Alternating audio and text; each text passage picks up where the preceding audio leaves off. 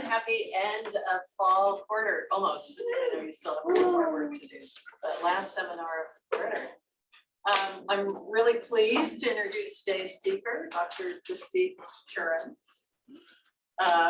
From the, she's an assistant professor, soon to be associate professor at the University of Arizona in Tucson, Arizona. Oh, and I should say she's a professor of urban planning. Did I say that? But a background in civil engineering. And today she's going to share with us some of her research on online shopping, a topic several of you are also working on. But I also wanted to note that she's probably best known for her work on traffic impact assessments and how that practice, how those are done, and finding ways to do a better job of that. And she just finished an important study for Caltrans that was looking at parking, availability of parking and affordable housing, multifamily projects, and its connection to vehicle miles of travel, which sounds like a, I don't know, a little fringe topic, but in fact, really important to stuff that's going on in California around trying to reduce vehicle travel and changing our land use patterns in a way that will achieve that. The other thing I wanted to point out that we've got to hear a lot about at lunch is she and her collaborator, Kelly Clifton, wrote a comic book about these very topics. So I'll pass this around, but maybe at the end, if you're interested, you can ask some questions about this whole process. But as a way to help communicate, these ideas and what we've learned from our research to a more general audience, so that the public is more informed about some of the nuances about how all of this works, in particular the connection between transportation and land use. So I'll pass that around. And with that, please join me in welcoming Kristina. Thank you for joining me on what sounds like the last day of your quarter. Congratulations, everybody should be celebrating inside. I'm Christy, feel free to call me Christy. It was suggested that I maybe give a bit more of my background in terms of how I got to where I am. So I'll start there before I dig into the topic. I graduated from Oregon State University with a bachelor in civil engineering. The majority of that program, I thought I was going to be a structural engineer, and then I had an internship and I realized that was boring. And I pivoted pretty hard and got an internship with the state DOT and our travel demand modeling group working on, they had a statewide integrated model, so thinking about land use, transportation, and economics together and forecasting that. And I just became fascinated by this idea of representing everyday behavior in a way that can help us plan for the future. So I ended up going to Portland State, working with Kelly Clifton for my master's and doctorate, focused in civil engineering, but focused on travel behavior, but specifically travel behavior and land development, working on projects related, thinking about transportation impacts and development, but also other topics like residential location choice, economic spending, and so on. Because of that interdisciplinary focus, I went to University of Arizona and I got a job in their urban planning program. It's the only urban planning program I applied to because I never in my life thought I would go into urban planning. It just it didn't even register as an option. I come from a family of engineers, so it was a completely new thing for me. I love it. They are my people. And partly because I'm just really interested in lots of different things and lots of different topics and how they all converge. So my work now focuses on travel behavior, a lot on land development, but also how we translate theory to practice in different ways. So the comic book was an experiment on sort of developing communication. The Caltrans project was really sort of taking theory and pushing it towards tool design, policy levers, and so on. I also do work with people in law, people developing sort of, I'm trying to think of the name, Vision Eval, which is a greenhouse gas scenario planning tool. And I'm just really interested in a lot of different things, and the nexus of which is the relationship between transportation and land use. So today I thought I would talk to you about one large study, a multi-university study that we've been doing the past 2 years or so, focusing on household provisioning. This may not sound like a transportation topic, but how and when people decide to get food impacts the ways in which we plan for people beyond where they live and how they work. It's all the other stuff in between. So specifically, we were really interested in what happened during the pandemic. So in 2019, Pew did a study on online shopping, and it provided some really lukewarm results in terms of the general public, the national estimates for online grocery shopping use were really low. However, in January 2020, the CDC declared the pandemic was upon us, and by March, we were, as many of you I'm sure remember, experiencing different types of lockdowns and mandates for stay-at-home orders, and so on. And they really varied quite broadly across the US. But one of the ways in which we really noticed an impact, and partly because I think we're all very interested in food and how we think about food, was grocery store shopping. There were impacts on the supply chain. People were bleaching their produce when they got it. There were all sorts of changes that people and grocery stores and cities and municipalities were experiencing that they had never really experienced before. And with that, one of the technologies that seemed to really bolster, especially in the first 6 months to a year of the pandemic, was online grocery shopping. And there was a lot of media around, how it was going to be here to stay, and the door dashing and the Uber, and we're never going to live the same way again. And so just from 2019, a few months later into 2020, our understanding of maybe this landscape of online grocery shopping from a consumer perspective really shifted. So our research team, what we really wanted to know was a ground truth observation of during the pandemic, how frequently were people shopping in person and online. And we were focused on grocery shopping and the stuff I'm going to share with you today, but we captured lots of different land use types and restaurant shopping and other forms of travel as well. But specifically related to online shopping, we're interested in understanding, okay, who are the online shoppers? Is it truly everybody, as Wired tech news sort of implied many times over? Or is there a sort of subset of the population that has that higher propensity to online shop? And with that, we really want to know, with online shopping, what does that mean for in-person shopping? So we often care, when we're talking about online shopping, we care also about brick and mortar, which is the actual physical store and infrastructure that we use to access food, the sort of conventional way of accessing food. So we want to understand this tied relationship between these online services, technology, apps, and what that means for what it looks on the ground, the physical environment of grocery shopping. So before I go any further, I think I should introduce my team, because I most certainly did not do this alone. Kelly Clifton, who was also my collaborator for the comic book, was the PI of 2 studies, one with our University Transportation Center, the National Institute for Transportation Communities, and one a rapid response for NSF. So these were 2 different grants that covered an ability to deploy 2 similar surveys across multiple states, but focusing on slightly different things in the reporting and so on. So we were able to cover a wider area and capture more waves of information. Paula Carter allowed us the opportunity to do more qualitative work, especially with older households. I'm not necessarily talking about that here, but it really allowed us to complement what we found in our more quantitative work with interviews with people who are experiencing things in real time. And then Rebecca Lewis and Amanda Howe from University of Arizona.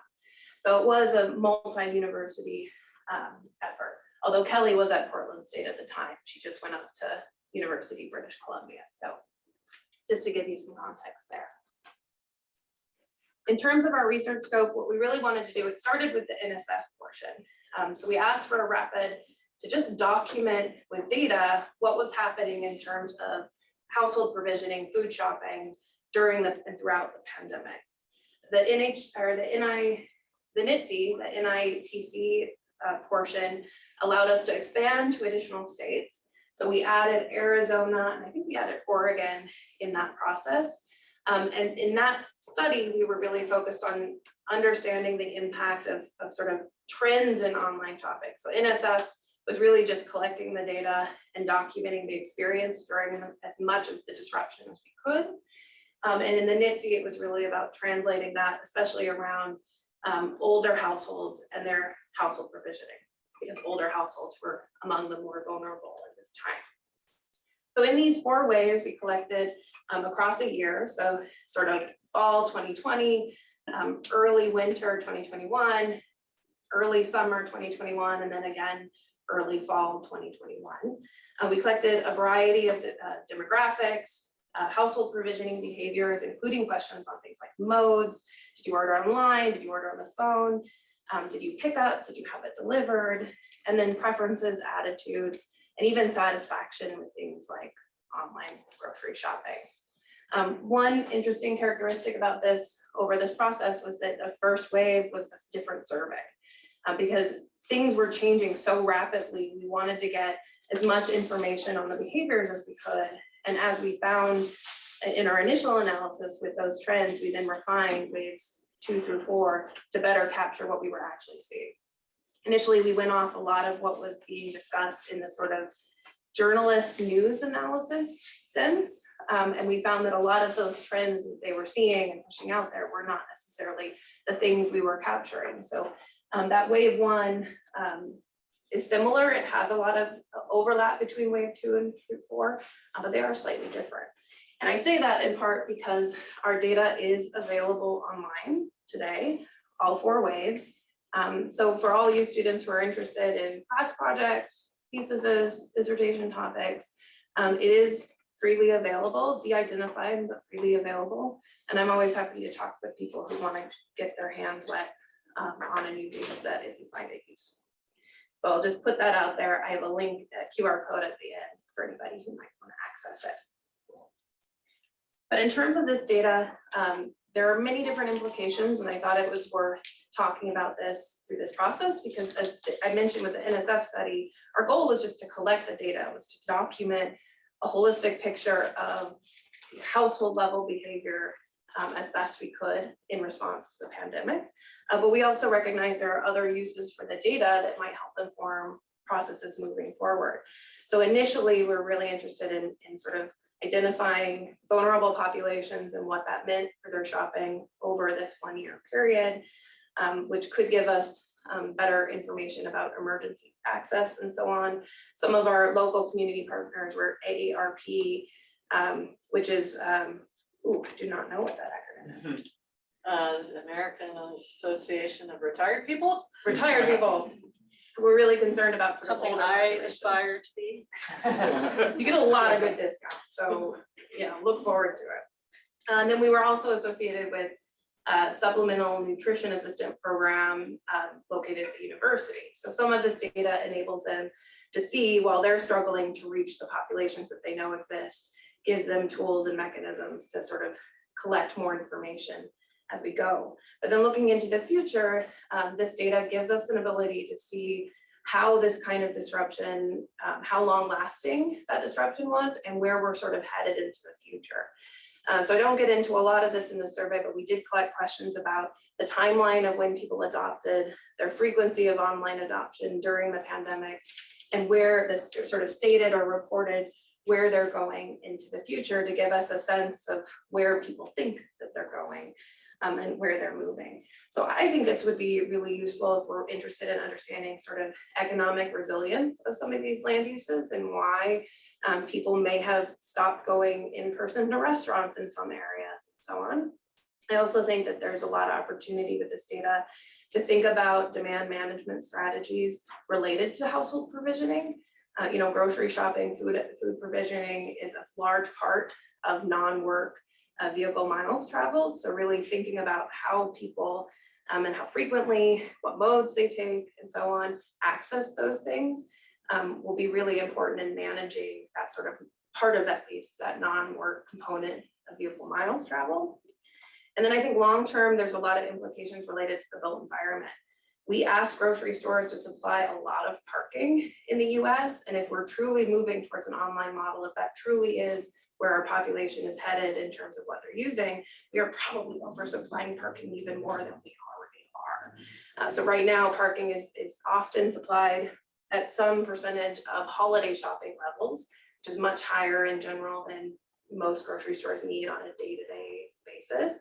So on top of that, if you have people who are getting deliveries more frequently, or they're stopping really briefly just to pick up groceries, so their turnover at the site is higher, that also means we should be thinking about how we're providing those facilities at grocery stores and those kinds of provisioning locations, as well as at the residential location, the curb space management. So if people are getting deliveries more frequently, we need to be thinking about really what that means on a block by block basis in terms of how we're providing parking or places to stop or pick up and so on. So the implications of this kind of work, even though we're just capturing this 1 year period, give us a lot of opportunities for thinking about how we're currently doing these methods and providing and planning for these kinds of behaviors, and how we could be thinking differently so that as these kinds of technologies take on, we can adjust and not waste land for things like parking that nobody's using. Okay, so in these 4 waves, I think it's worth noting sort of what the status of COVID was across these processes. So this is a graphic with data pulled from the New York Times, cases per 100,000 across our 4 waves. So the waves are outlined in boxes. I will say that wave 2, Arizona had the honor of being, I think, the worst in the world for a short time before Portugal took us over. So that was a particularly difficult wave. It was also in winter. So Michigan, you'll notice, was actually very low up until like March, and then they kind of started to spike up. This was cold, storm, locked in for weather reasons, and their spike happened in between our waves. One thing we have not yet done with this data, for those interested in this topic, it would be an excellent use of this information, is linked things like on the ground COVID cases for your area, as well as policy mandates like masking, stay at home mandates, other kind of office related requirements to the actual behaviors that we measure in the survey.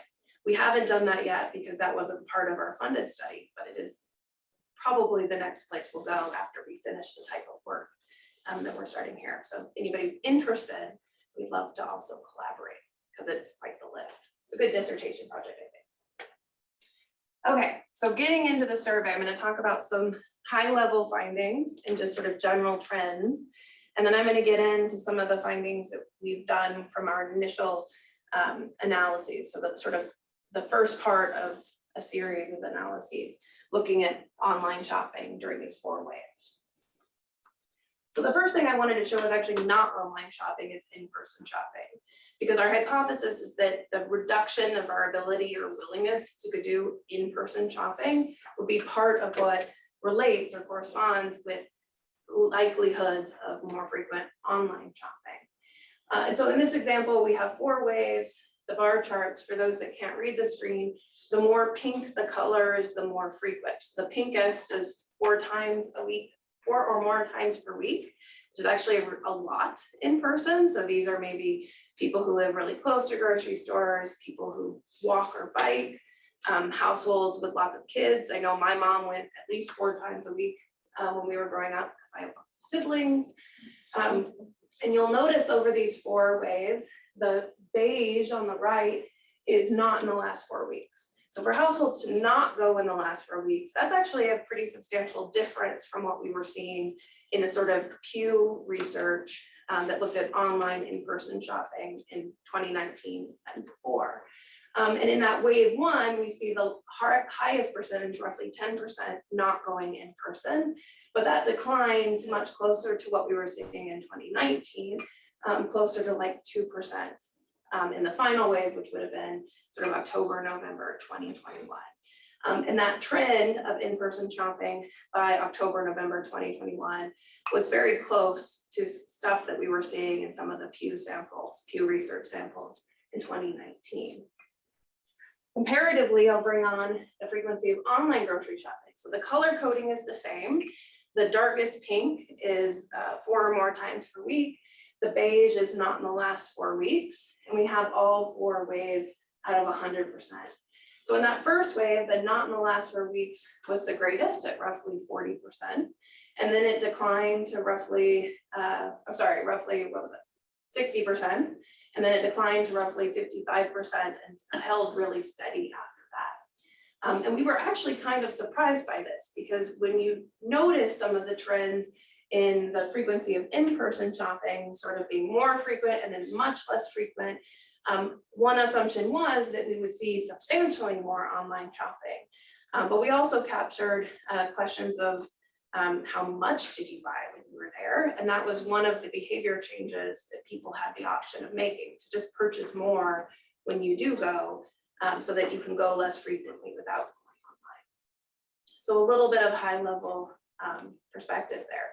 In our NITSE research report, we break some of this out by state.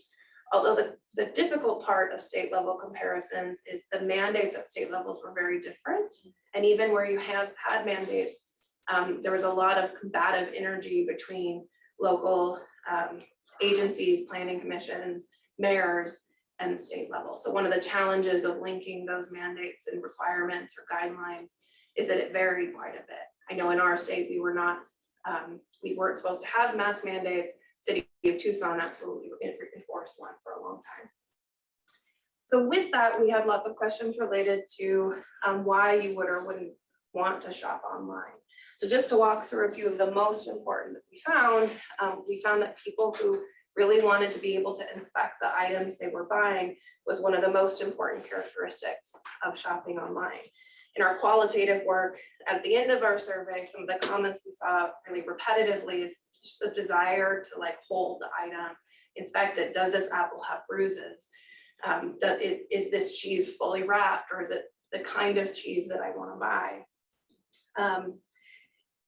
Part of this we found kind of interesting is we also have lots of comments that really reminded me of a lot of memes that were going around with online shopping, where you might order something like carrots and they would substitute something like tampons, right? And that was part of this sort of outcome, is really an interest in making sure like this is the thing that I want. The second highest or most important item was really having a selection to choose from. I think this actually corresponds a lot with price, at least in some of the other work that we've been looking at, is being able to look at what your options are, have those options and make a choice from them. Whereas online, you don't always have the ability to weigh those options in a way that is quick or easy or tangible. And then the last two that were the most important, and I'll show you the other ones just for your information, was really having the best price and not paying delivery fees.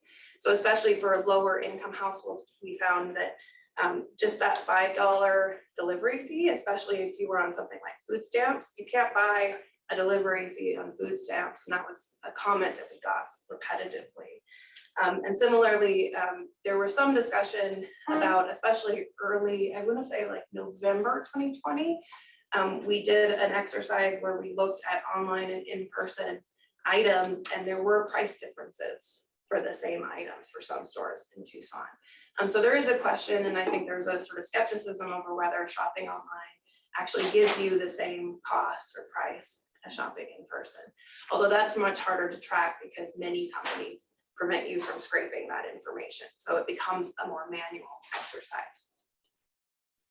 And just to show you a variety of things that we did ask in the spectrum, I thought what was sort of interesting to begin with is one of the least important items was not having things to carry with you. The idea that delivery could sort of remove that step of carrying things home. But that's largely because, especially we looked statewide at these 5 states, there's a lot of rural area in these 5 states. And so there's also a lot of vehicle ownership. So it's not as an important factor. The other low-hanging factors that we thought would be more important was really about minimizing time, minimizing travel, minimizing level of effort, coupon or comparison shopping. We were surprised that some of those didn't get higher on the list, although just the concept of getting the best price available is kind of a complicated one. So getting the best price available to some people might mean the ability to use multiple coupons, for example. So just to give you a sense of the kinds of things we collected. Now, everything I've talked about so far is just summary statistics of our sample, all weighted by, I think we weighted by household size, household age, and presence of children. I think were the variables we consistently weighted on. We were also able to control for things using regression. And from here on out, I'll be talking about our binary regression results, where we were just looking at whether or not households online shopped in the last 4 weeks. So this was our starting place before we got more complicated. In these regressions, what I'll show you are what's called the odds ratios, which gives you a sense of relative importance of some characteristics compared to others. So here we'll talk about sort of 2 times likely to online shop when you're higher income, for example. So the bar charts all kind of look the same. We're looking at odds ratios across all of these. And odds ratios, we start from whatever our base case is, or usually a value of 1. So in this case, this fake example, the base case characteristic here is at 1. Both of the other characteristics are compared against that base case. So in this example, base characteristic, or the characteristic A, here it might be hard to see because of the coloring here, is right at about 0.7, which means it's less than or about 70% as likely compared to the base case. Similarly, this one over here, characteristic B, is at roughly 1.5, which it means it's about 1.5 times as likely to online shop in the last 4 weeks in the base case. And we use these comparisons to get a sense of likelihood to online shop based on a variety of characteristics. We've tested vaccination status, demographics like income and children, and so on. And so I'm going to walk through some of these because they all sort of point to the kinds of correlates that we see with online shopping in this sample for the 4 weeks. Does that make sense to everybody? Okay. So the first one I wanted to look at is just whether or not people self-reported as having COVID, or maybe not being sick, but being vulnerable to COVID. So in this case, our base case is people who said they're not sick and they also don't consider their household vulnerable. And the other two are this sort of, I don't know, salmon-y color is people who have said, I'm sick right now, I've got COVID. And the orange is not sick, but they consider themselves vulnerable.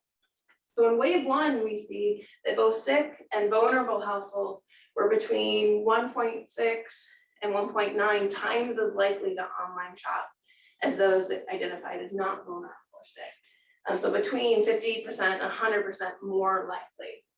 As we moved through the waves, so sort of January 2021 through June, July, getting into the summer, and then back to the fall, those sick and vulnerable populations dropped down to closer to 1.3, so about 30% times as likely to shop online.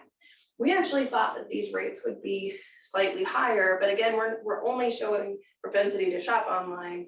The propensity to be in-person shopping, these rates are probably much higher.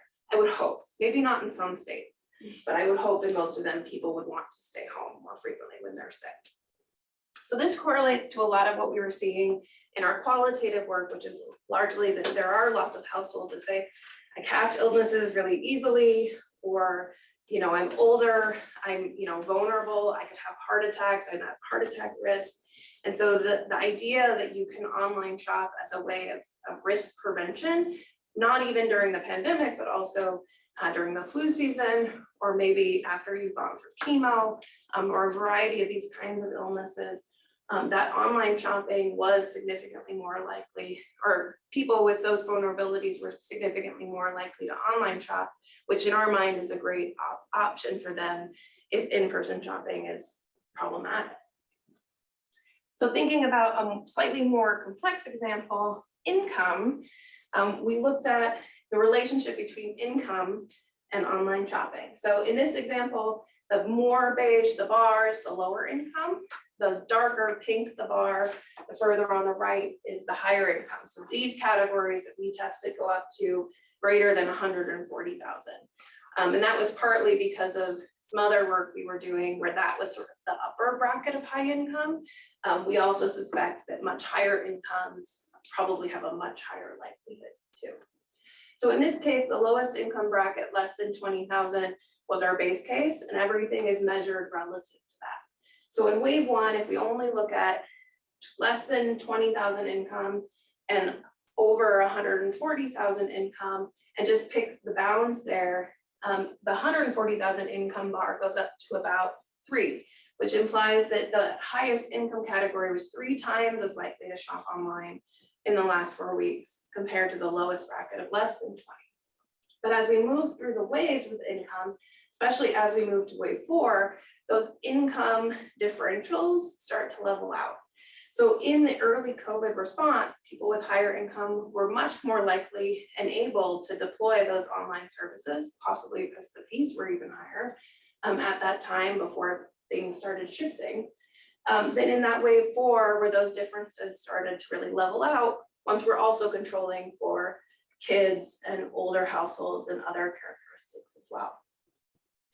So looking at another sort of income related outcome, we asked people whether they read, whether they have food participation in some sort of food assistance program. So on the left are all households that receive supplemental nutrition assistance program money or women, infant, children money through the SNAP and WIC programs. On the right are households that experience or collect any sort of supportive meal services, which could be Meals on Wheels, food banks, and that category of food access. In this case, the base case are households that don't receive those things. So those aren't shown as bars just to simplify this process. In the SNAP and WIC side, it was really waves 1 and 4 where we saw households were about 30% more likely to shop online for groceries.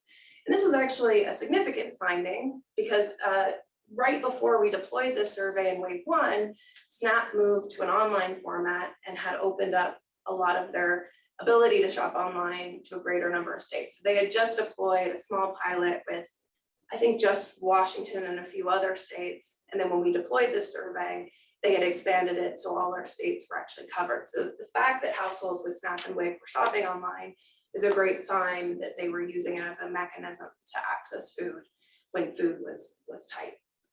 On the right, we saw that wave 1 and 4, it was roughly 50% more likely to shop online if households were also using Meals on Wheels, food bank kinds of supportive services.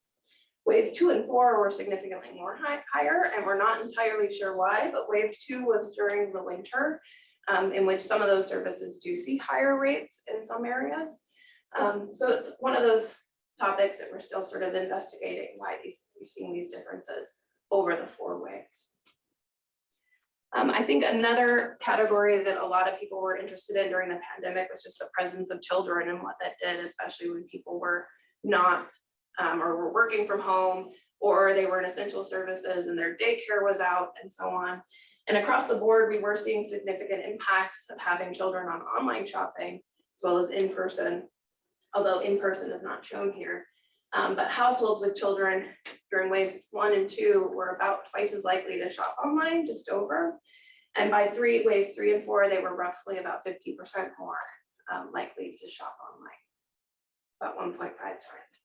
This was really consistent with a lot of the stuff that we were reading in the qualitative findings that we were getting, that the busier that you get, the more chaotic things are, especially if you're working from home and your kids are going to school from home. The ability to order online, to not have to take your kids with you into the store, especially during the social distancing mandates, was really common themes that we were seeing on these households with kids. Just checking the time.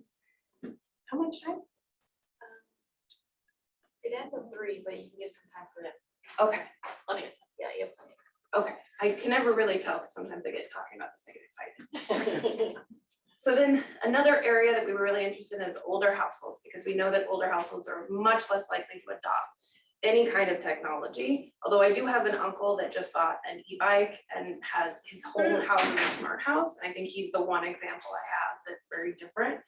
But we were consistently finding that households that were either of mixed age, so people with both older and less than 65 years of age, and people or households that were all 65 or older, were significantly less likely to online shop. There was more differentiation in wave 1 and 2, where you have a lot of sort of concern about shopping in person when you have vulnerable household members and older household members. But some of those differences really level off. So even if you have a mixed household with some people over than 65 and some under, they were roughly the same at about 0.6 times as likely. So roughly 40% less likely to shop online. I wanted to point out the state-by-state rates in specifically to encourage you, if you're interested in this kind of data, and especially if you're interested in sort of policy responses to COVID and the long-term impacts on our states. We were seeing some interesting things at the state level, but it's really hard to wrap our head around how state level mandates and local level mandates influence shopping behavior. And so I'm putting this slide up there in part to sort of encourage you to maybe investigate further. One thing that I found really interesting coming from Arizona was that Arizona was consistently, if you were from Arizona, you were consistently more likely to shop online. And what's interesting is I don't know a single person who purchases online in the state of Arizona. So I'm not really sure who these households are, but that drill down of state by state and those variations across the state, I think provide a really interesting example. If anybody was familiar with some of the politics of state mandates, stay-at-home orders, masking, and so on, Oregon and Washington were two states that really pushed a lot further, especially Oregon, with stay-at-home orders and masking orders and so on. Arizona, Michigan, and Florida took the opposite approach. And so it's somewhat interesting to me that we have variation, and we have variation in other metrics when we drill down in the state, that we don't necessarily know how those state mandates influence the actual behavior of grocery shopping. If you were to just read news articles or Wired, magazine articles and so on, the argument is that it was much more prominently influenced, but at a data level, we have not yet seen that. So it's a really interesting area if anybody's thinking about COVID-related policies for theses or dissertations. This data could be really useful in giving you something to think about, something to play with. So with the state level policies, one of the challenges we had was we administered through Qualtrics, which has a survey panel company. And there were lots of complicated discussions we've had with them, which we could get into if you're interested in survey administration. But one of the things that we found really challenging is we only have sort of zip code level information for a lot of these households.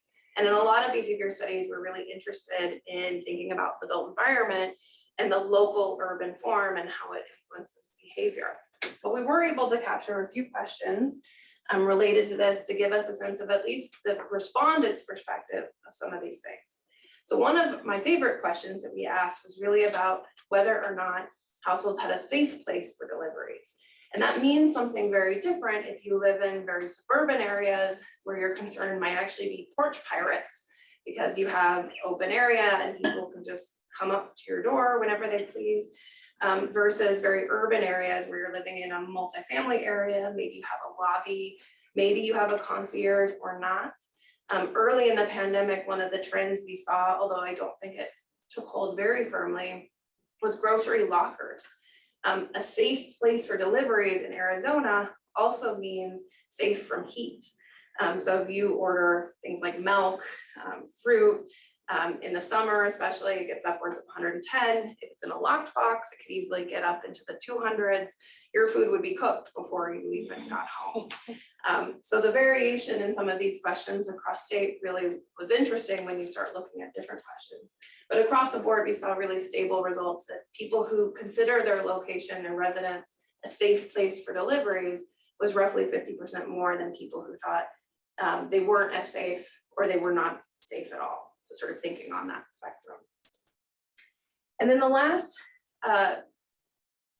variable that we were testing was really in-person shopping. So I've talked a lot about whether or not people are shopping online, but we know that whether or not they need to shop online is probably related to how much they go to the store in person.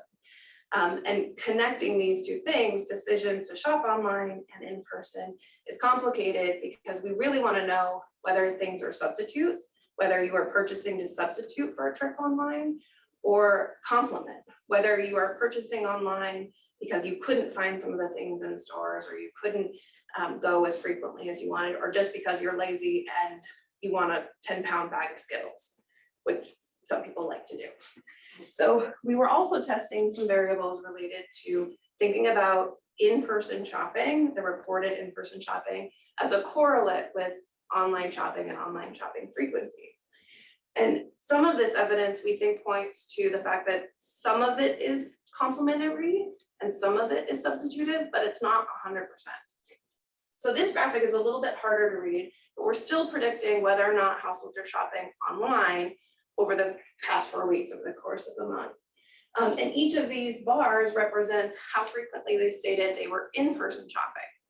So the most beige on the left side of each wave is not at all in the last 4 weeks. So those are people who really reduced their in-person shopping by quite a bit.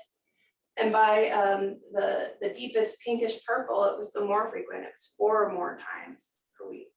So in wave 1 and wave 2, we see some of the biggest spikes of people who shop not at all in the past 4 weeks in person. They're 10 to 12 times as likely to shop online during those first 2 waves. Whereas by the wave 3 and wave 4, people who don't shop at all in person were only 3 to 5 times as likely to shop online. So there was sort of a muted effect, which we definitely sort of expected through this process.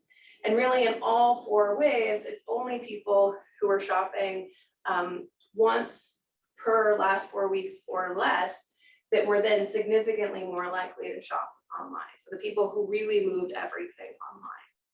Although I will say, if you remember that graphic of the proportion of people shopping online over the course of the 4 waves, by the 4th wave, the not at all in the past 4 weeks in person was really a small proportion of people. I think wave 2 is kind of interesting because it goes from 10 times as likely to shop online when you don't shop in person to 12% as likely, or 12 times as likely. Wave 2 was January, February. We included Michigan. It was brutally cold then, and we think that was a big influence. But even in wave 1, you know, there were quite a few forest fires. In Florida, there was a bad hurricane. We had asked some questions about displacement in that time and provisioning, because a lot of people were not just worried about the pandemic, they were worried about natural disasters. In Oregon, for example, the air quality was so bad in our metropolitan areas, a lot of people left, and those who didn't just stayed home, even those that were still working at least part-time in their jobs in their offices. So wave 2 was somewhat interesting to see that spike, but we do think that it's partly related to the fact that it's winter and people are just less likely to do a lot of stuff outdoors, especially in the northern part of our US. So just a few sort of thoughts to wrap this all up. You know, we saw during the pandemic that a lot of people experimented with these technologies, especially early on. And we do think that that initial income bump, people with higher incomes really doing a lot of that work, for whatever reason, that effect of higher income seems to have sort of dissipated through the 4th wave. That could partly be related to just a less need for online shopping for those who like in person. But it could also be the fact that many of these companies adjusted in the first year or so of the pandemic to accommodate need. So I know that every time I looked at my local Safeway for online delivery shopping, they changed their platform, they changed the delivery windows and the costs associated with it. They changed the bonuses that I would need to lower my delivery costs. So that's a really hard moving target for us to capture across 5 states and multiple metro areas and so on. We were really thrilled to see that some of our more vulnerable populations were using some of these technologies. We don't know, or at least not with the work that we've done so far, how satisfied they were, how much that helped. But we did see some of the qualitative descriptions in our open-ended questions trended more towards less angry, less frustrated in the latter waves, which I think is partly related to going back in person. A lot more of the assistance programs were in place and more useful. But again, it was hard to capture all of these things in the course of 1 year. With that, we thought it was interesting that we saw those sort of diminishing odds related to in-person shopping. We think this both points to a little bit of complementary and a little bit of substitute. Substitute maybe for some people, complementary maybe for others. And so this in many cases corresponds to comments that we consistently saw about how some products were really great for online ordering. So really early, there was sort of what's it called, Amazon pantry, and people were relying on that for dried beans and toilet paper. Although toilet paper, at least in Arizona, was very hard to come by for a very long time. Whereas fruits and vegetables, people talked a lot about trying to rely more locally for those things if they could afford it, and so on. So food banks and things like that, especially for lower incomes. With that, we think that there are opportunities to sort of integrate some of these technologies for resilience, but we're not really sure that we're there yet in terms of some of the barriers. So cost was consistently a barrier for a lot of people. That $5 fee, you can't use a lot of those federal subsidies for things like delivery. But many of the comments we got were people who said, you know, I'm working 2 jobs, I'm an essential worker, you know, I have kids, I'm a single parent of the household, and that frustration of like $5 is actually a lot when it's talking about like a meal or 2 for your kids versus the convenience of delivery. So even during this time window that we're looking at, those barriers were still existing, even though the income effect, statistically at least, seemed to diminish over the course of those 4 waves. I should also point out that 56% of people in wave 4 said they anticipated shopping online, but only part of their shopping strategy. So over half said, yeah, I'm interested in this, but not necessarily as the only strategy moving forward. So for those who are maybe interested in the data, we have our next steps that we're working on now and over the past few months. But I also have other areas of work that are hopefully giving you inspiration for things you might think about if you wanted to download the data. We're really interested in 3 phases of when people adopted, how frequently during the pandemic were they using. So not just whether or not they were online shopping, but truly the frequency of that online shopping behavior. And then looking to the future, how much of their sort of provisioning direction that they might be using online shopping for to either complement or substitute for their activities. That's kind of what we've been working on the past few months and the next few. But we do think that there's a lot of opportunity here, as I mentioned before, for linking in-person grocery shopping, which we did collect information about, with pandemic policies. We think there's some opportunities. We collected a lot of information about restaurants, and I think we all know the impact of the pandemic on especially brick and mortar physical restaurants across the whole of the US, if not the world. And so that data, and at least the data we collected on that, is largely untapped because we've been so focused on grocery stores. And then with that, we collected a lot of information about you know, the way that they purchased. Was it on the phone? Was it online? Did they pick up? Did they deliver? What mode did they take, and so on. And so if you're interested in more of those sort of multimodal questions surrounding food access for a variety of land use, not just grocery stores, big box, Walmart type stores, local food banks, mercados, things like that, that's also opportunities in this data set. So with that, I'll share the QR code for our project page where we post all our work when we get through it. But it also has a link to our data set, which I think one of you downloaded, maybe, and the survey instruments and so on. And I'm always happy to answer questions if you're confused by it, because I know that it's a lot of data, and even we were very overwhelmed by making a decision for what we approach first. It's a lot of options to choose from. So with that, question? Just a note on data, anybody taking David Bunch's discrete choice modeling class, this would be a great data set to play with. So many choices. Yeah. Anybody have any questions? So I actually visited Phoenix. I actually spent Thanksgiving with a friend who goes to DSU Law. So I can probably give you some insight because he only does online shopping. Whew. Yeah, in Phoenix. Ah, And so I want to share a little bit of insight. So the reason why he does it is A, he doesn't have a car, but two, Phoenix is a massive food desert. The nearest grocery store to where he lived was like a whole mile away. The Fry's, like the Fry's in downtown Phoenix. Otherwise, you have to like go to the strip malls that are like 4 miles, 3 miles out. And so if you don't have a car, you're kind of out of luck. Especially once it gets to 110 degrees. Good luck walking. yeah, they don't have transit. Their bike access is terrible. Even if you drive, you often have to get on a highway. And the odd thing is the transportation engineers there boast about their highway network, but it makes it an incredibly inaccessible region and a very hot region too because of it. Yeah. Yes, yeah, please. Yes. Okay, so I had a question about,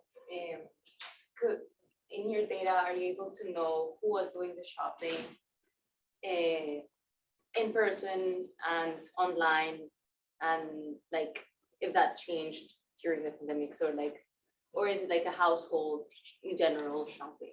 Yeah, it's 4 cross-sectional panels. So within each survey, we asked the respondent, and we only asked respondents that had at least some degree of involvement in their provisioning activities. We didn't talk with people who leave that to a spouse or a parent or so on. And we asked that person some personal characteristics, some household characteristics, and then a variety of sort of behavioral outcomes, so related to online shopping and so on. And then we asked a series of what would be personal level sort of preferences, satisfaction with online shopping, including restaurant related activities. And then we asked questions related to the pandemic and their household. So we asked about household vulnerability, not just individual. But the way that those panels were structured was through a Qualtrics panel. So we may have captured some similar people, but they would not allow us to link any of those together, which I think is one of the downfalls of working with a panel company. They don't necessarily, they pre-recruit their panels, but they don't necessarily have the ability or want to give us the ability to then draw those links. Oh, yes, very much. Do you know any sort of statistics on this from European countries? That would be just because the land use patterns are different in Europe.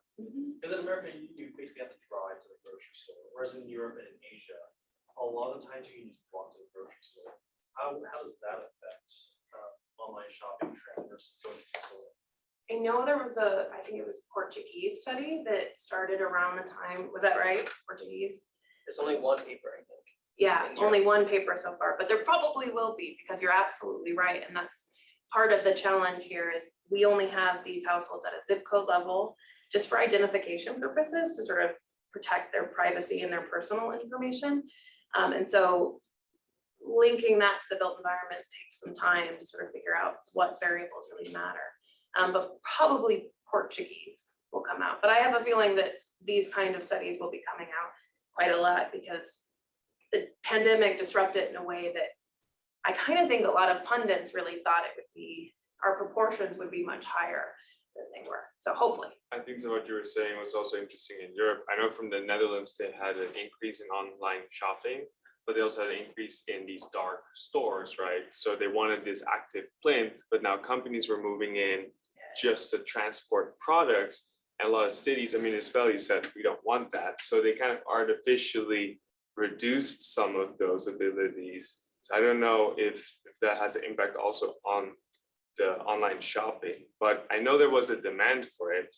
Yeah. But I also know they tried to reduce those dark stores because they wanted active planes in there. Especially in those dense Yes. areas. So Paris was Yeah. one that I think even just a few months ago came out, and in some of their districts banned it. So these were highly walkable areas, lovely areas, and those dark stores were taking valuable property and using them and creating access problems and safety problems related to delivery trucks coming and going just like constantly, which creates a whole other issue for sort of pedestrian safety and transportation access. Absolutely. Yes. Do you have any takeaways for individual shoppers, any ways that we can support friends and family who are in those vulnerable populations?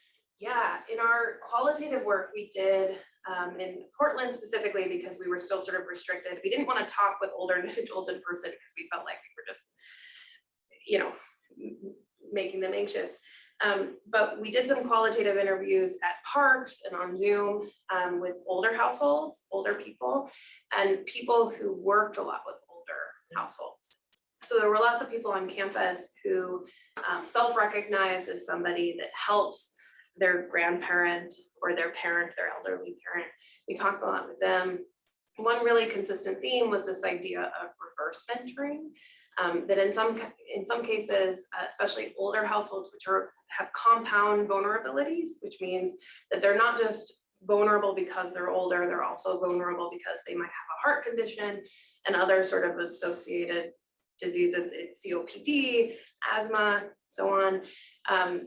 That we think that one really important avenue for those populations is reverse mentoring, which is training the people that go to others to help them. And in some cases, they might train other people to help their older adults and so on. So we were really excited by some of the literature and the opportunities around that. And that was mainly, I give credit to, I see this was Kelly, me and Amanda, because we have been working on this analysis since then, but the qualitative work was Paula Carter largely, and something that she sees a lot in sort of her, can't think of the name of her program, public health and senior living area of work. Thank you. I was curious if the qualitative online shop, does that include people who buy online, then drive to the store and have it delivered to their car and then drive home? Yeah, in this case, it was anybody who ordered in an online format or app, regardless of whether they delivered or went to the store. So one of the future areas where we want to break out is this idea of like, we want to know who delivered and who went to the store. Because when you go to the store, it's two different types of impact, and they both have impacts on vehicle miles traveled and so on. It just is measured differently. If you have it delivered, it's part of the logistics network. If you go to the store, you're still making that trip, but maybe you're making that trip and staying less time so we can reduce the parking, for example. And then there are also questions that we had asked that we haven't really dug into, at least not for this level of presentation, related to people who change the store they're shopping at, not just the frequency, the amount of that they're purchasing at the store each time.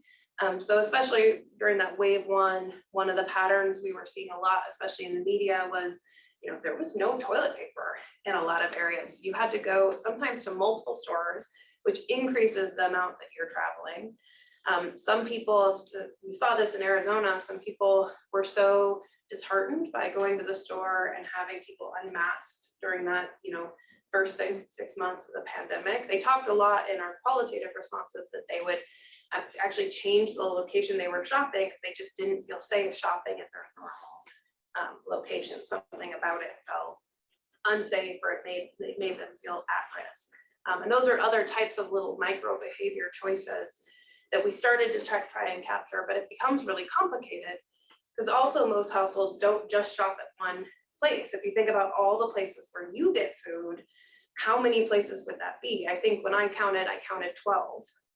And that wasn't including where my husband also gets food. It includes restaurants, little markets, little grocery stores. So trying to synthesize something like food shopping in a way that captures all of these things is really hard. It's really complicated. In your survey, when you looked at the different reasonings why people would or would not do the online shopping, did you also look at the quality of the delivery? Because I was thinking about student housing, for example, and students ordering food online during the pandemic. Often the delivery company or Amazon, wherever that might be, didn't have access to these large complex properties. Yeah. So they would not actually deliver or leave it outside, or there would be issues with management of the properties.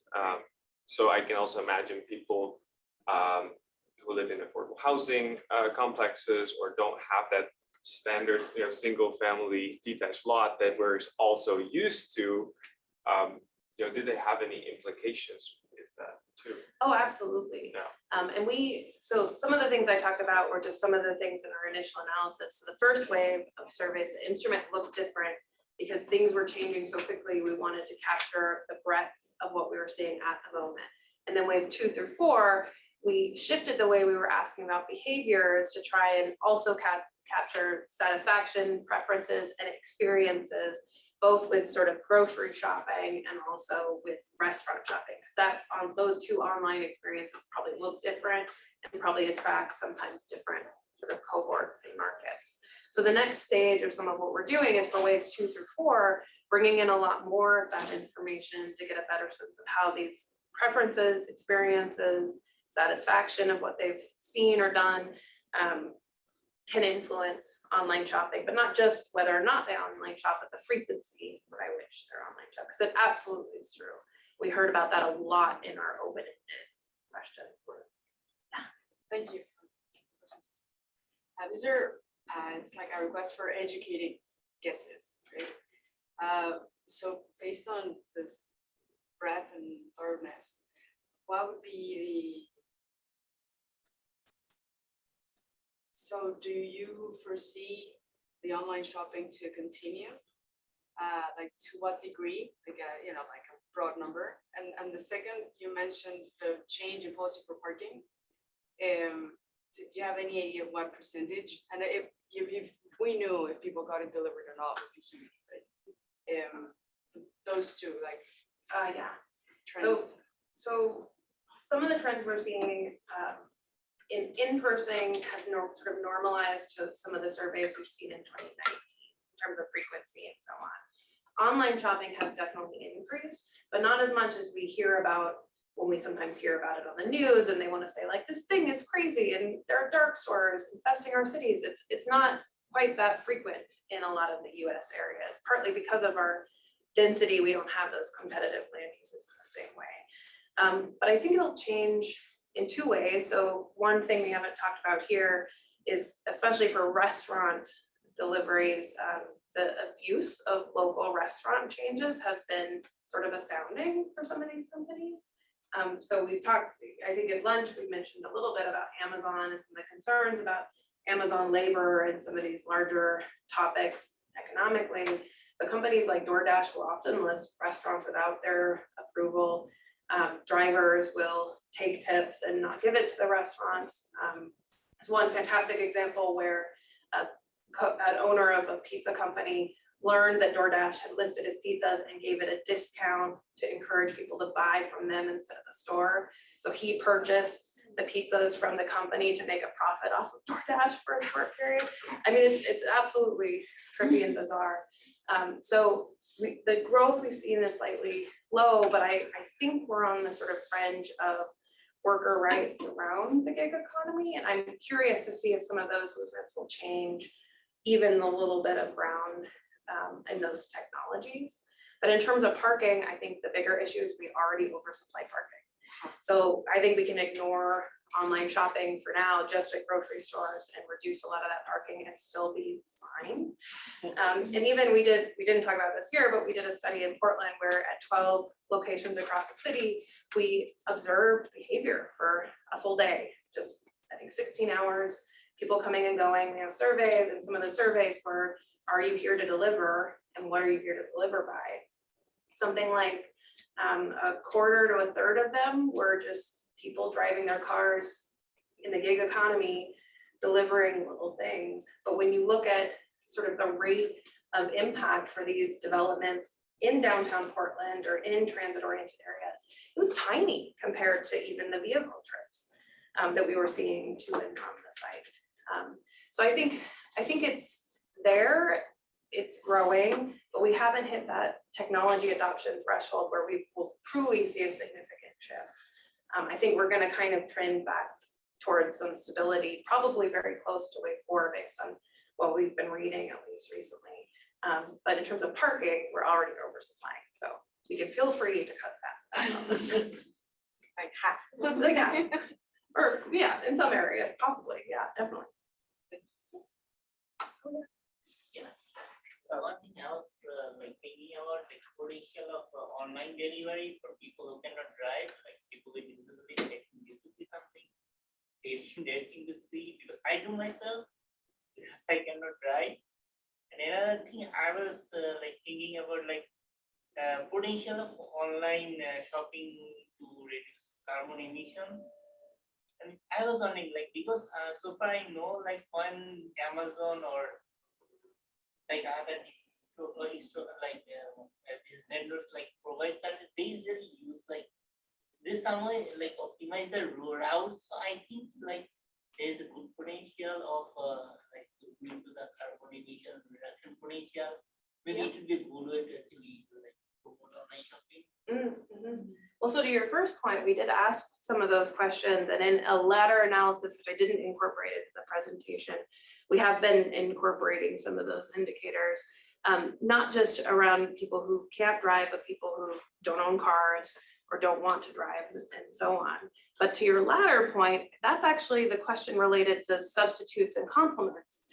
When you look at studies of logistics, you often see people focused on demand and people focused on supply, and there's not a whole lot of connection between the two. An opportunity, I think some of you in this room are really interested in, right? But in the logistics side, there are lots of ways in which companies especially have funded research to sort of support that. We're reducing emissions, and we see it also with e-scooter companies and with Lyft and Uber. It's actually much more complicated than that. And in some of our work that sort of points to it being both a substitute in some cases and a complement in some cases. Complement sort of implies that you're doing both. And if you're doing both your regular grocery shopping and you're adding some of these delivery, unless the delivery is net zero impact, I don't know what that would look like, solar, electric vehicles. In Portland, there was a solar powered bike delivery. So like maybe that, unless you're adding only net zero, that impact does definitely increase. So there's questions of complements and substitutes we talk about a lot on the demand side, because it's true if you're talking about driving versus taking transit, or taking transit more frequently for other types of trips, it factors into that same sort of conversation. But really, I think the hard work that we need to do to figure some of those questions out for policy is look across supply and demand and bring this kind of data with the logistic kind of data that Google and honestly Intel and lots of these Silicon Valley companies are doing, bringing them together. But I think a lot of your classmates are also interested in that, so they could probably talk better about the logistics side of that. Yeah, I'm curious if you're familiar with the concept of home-based accessibility, and sort of how you might have, maybe the data you had for this wasn't very good, but sort of what factors in terms of the household led to the non-use of the online shopping for groceries, and I guess similarly for restaurants too, but it seems like that wasn't part of this paper.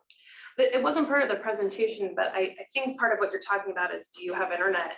Are you a bankable household, which means you have a bank account and you can actually enter debit card or credit card information, which a substantial portion of our population doesn't have that ability, and sort of it doesn't enable them to even participate. That's the sort of thing you're talking about. Yeah, and also just like the characteristics, like part of it is also with the delivery, right? You have to have a place where you feel comfortable getting delivery. It's not, even if you did have access to the financial institutions, maybe you would just, because of the household characteristics or neighborhood characteristics, you feel wouldn't want to use service. Well, the safe place for deliveries gets at that. It does, yeah. And we asked a handful of other questions, and I think they varied in survey 1 versus survey 2 through 4, which is partly why we didn't include them in this. We want to start from a place of consistent models across, so that when we add additional variables for waves 2 through 4, we have a sort of baseline ability to then check for stability and so on, and linking those things. So we did ask questions about literally the process of going online, the likelihood, the perceptions of safety. There's a deep sort of, and I'm sure some of you are familiar with this, that's sort of technical or technology adoption theories and the suite of theories that come and play at that. We wanted to capture a handful of those variables, but for food shopping, there are additional variables. And then yes, when you're getting deliveries, there's absolutely some concerns about that process of delivery and the trust of somebody, first of all, picking out your food, and second of all, bringing it in a way that you feel safe to actually eat it. And so we did capture a handful of that, but we couldn't capture very deep in any of these one areas, because that could have been a survey in itself. So when you do a panel survey, they often recommend, at least within Qualtrics, that you don't go more than about 12 minutes per survey. And 12 minutes for us was between 50 and 60 questions, depending on the types of questions. So part of our process, and if we could maybe find our first draft of our wave 1 survey, I think it was probably 200 questions. We really wanted to capture everything, and it became just a 6-month process of arguing with one another before we got to our first survey and then our second. So there are a handful of those, and I would actually, if you're interested in whether or not which ones we captured, I would look at maybe wave 2 through 4 instrument, because that's where after that first wave, we sort of refined the way we were asking our behaviors, and it enabled us to capture more. In that note, I was thinking, did you capture anything about the payment mechanism they were using? And if that was a barrier for the vulnerable population, maybe they're not as banked, and that's why they were not doing the online. Yeah, we did collect some of that, especially the first wave, and we found some challenges with even asking that. And it's similar to when we're just asking about grocery shopping in general, because you shop in so many places that asking that question may vary depending on which place you're talking about. My husband used to work at Costco, and one of the things I thought was fascinating was I'd never seen people pay for cash at our local, like Fred Meyer, which I think is like a Kroger. I don't know which one you have here. But when you go to Costco, people will frequently pay in cash. And we think it's partly because the gas outside, in some areas at least, would have some reduction in taxes for cash or something like that in some of those areas, right? But those little micro decisions vary so frequently across the different modes. And so in that first wave of the survey, we found some we embedded some opportunities to check what people were saying, to see how consistent they were when we asked them similar questions about these topics. So at one point we asked, like, have you shopped at, Instacart or these kind of outlets? And then later in the survey, we have this sort of checking question that asks kind of the same thing, but in a slightly different way. And there was a portion of the population that were inconsistent, although other areas of the survey seemed consistent. In the sort of bankable method of payment and so on, was actually a really challenging suite of questions. And you almost have to ask them in separate questions, which means it lengthens your survey. So I think when we started one of our pilots, we had asked, which of these do you have access to, or which of these do you use? And the bankable household was one of them. Internet access, but not just internet, your data plan, not just your data plan. Do you have a cell phone or tablet, or do you use sort of desktop laptops and those sorts of things? When people read that question all together, they often read the first few, but then once you pick a few, you kind of skip it. And that's the kind of bias you get when people are trying to take a survey quickly and they just say, oh, that's enough, and they move on. And so you have to break those questions up, which also means you have to ask fewer of them. So we did ask questions about bankable. We asked questions about their perceptions of what their barrier might be. I don't feel safe putting my credit card information or my debit information into an online app, was the type of question we were asking. I think our next step will be looking at all of those different questions we have and putting them into categories so that we can control for them in our models in a more concise way. If we weren't to make them more concise, it would be dozens and dozens of variables, which is not very useful and sometimes causes a lot of issues. So for example, we asked a suite of questions about, like, do you like to shop? Do you like to cook? Do you like to look at your food? And that all of those things might point to like an indicator that suggests you're into food, you're into that process of shopping and so on. We can combine those variables in ways that tell us a story about sort of that suite of variables. In the same way we can combine internet access, data access, and then preferences or experiences with those tools as well. So that's kind of our next step. And thank you for your presentation. It's really great. I would like to know if in the survey you consider the willingness to increase e-shopping based on benefits like free delivery or sales, things like that. We did not. That's an excellent question. I don't believe we did. We asked questions about barriers and where they think they'll be going in the future in terms of the proportion of their shopping, how much will happen online, how much in person, and so on. But we didn't ask about specifics there because when you're looking across the 5 states, you have lots of different shopping land uses and behaviors and so on. If you ask a question like that, it might only actually apply to a small subset of your survey, which means that if you're only limited to 60 questions or 50 questions, it makes it harder to ask those questions unless it's like, that is the reason of your survey. But excellent questions, though. I'm just kind of curious, so once upon a time, as of August this year, I got COVID, so I actually had to do online shopping for the first time. And one of the things I kind of had to deal with was just kind of the lack of options. So like, I grew up in Hong Kong for a while, and I was trying to look for like, hey, I would like some like oyster sauce or some soy sauce. Soy sauce you could find on like Amazon. But like there's certain like ingredients I just couldn't find on like online shopping. And I was wondering if you had some sort of question there that would see if is the reason why people are shopping in person is because they just can't find the ingredients. Like for example, if you're making spaghetti carbonara, there's a few ingredients in spaghetti carbonara that you might not find at online shopping service. Are you cooking for us tonight? Yeah, I make a mean spaghetti bolognese. Like I spent hours cooking it. Well, speaking of foodies, I think we asked some general questions about shopping related to the variety. Do you feel you had the variety you needed? We asked questions related to the number of places you go, and if you had to go to more because you couldn't find the things you needed, and so on. We didn't get into specific details, but we did fight as a group, especially around topics related to not just food deserts, but food sovereignty. Because it's not just whether or not you have access to food, it's whether you have access to the food that honors your cultures and traditions and so on. And how do you begin to ask questions across 5 states with hundreds of cultures and so on?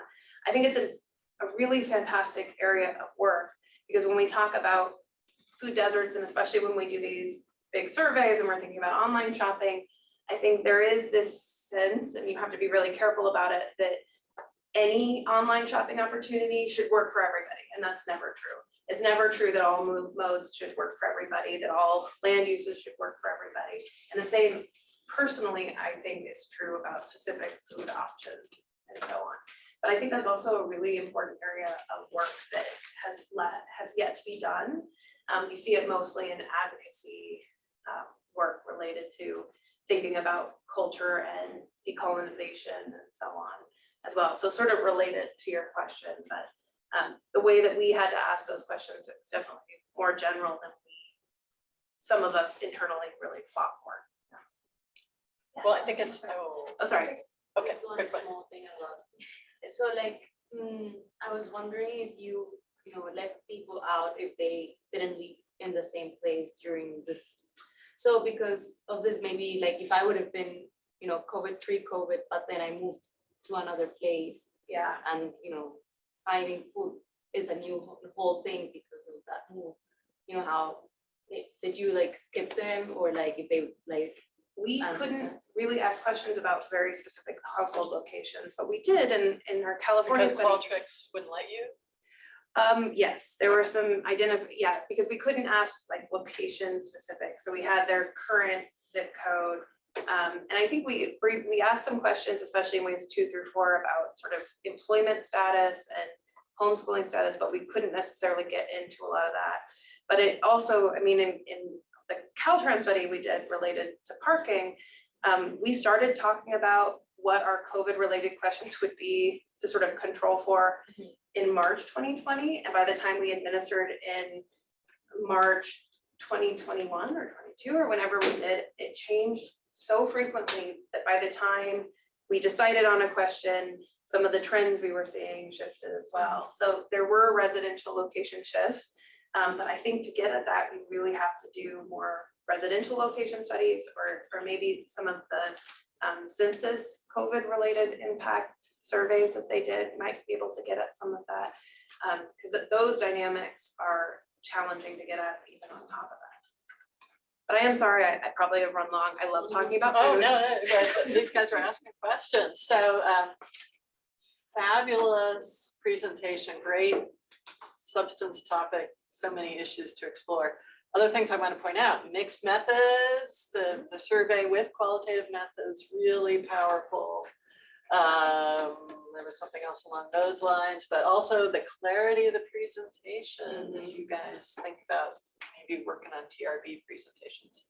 Great job presenting modeling results, not the coefficients, but really, you know, what it means. And yeah, what was, I thought of the other thing and then left. Oh, and then some great survey tips. I'm doing the survey methods course next quarter. Lots of great tips. So anyway, thank you very much.